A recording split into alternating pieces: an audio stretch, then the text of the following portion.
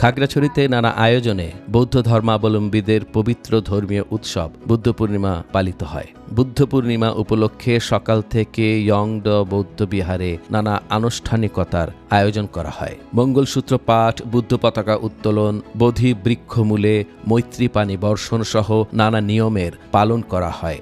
আমরা সকলে ঘুম থেকে উঠেই বুদ্ধের আরাধনা করে থাকি, বুদ্ধ পূজা করে থাকি, পানীয় পূজা করে থাকি এবং তার পাশাপাশি আমরা ভগবান বুদ্ধের অনুসারী হিসেবে বিহারে আসি, বুদ্ধ পূজা করি এবং ছোঁয়াং তুলি এবং তাছাড়া বিভিন্ন অনুষ্ঠানে অংশগ্রহণ করে থাকি। মূলত আজকে আমরা যারা বৌদ্ধ জাতিসত্তা আছি প্রত্যেকটি বৌদ্ধ মন্দিরে আমরা এই দিনটাকে খুব সুন্দরভাবে ধর্মীয়ভাবে পালন করে থাকি।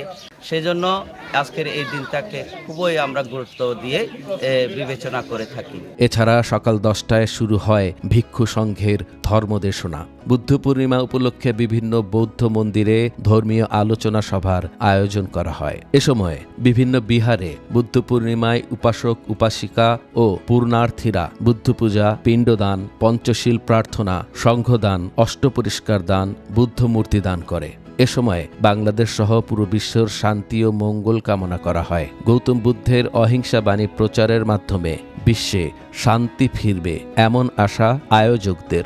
আজকের এই মুগ্ধ পূর্ণিমা দিনে সবাইকে এবং দেশ, জাতি, বর্ণ, ধর্ম, জাতি, বর্ণ নির্বিশেষে সকলে সুখী হোক, মঙ্গল হোক আজকের এই পূর্ণিমা দিনে।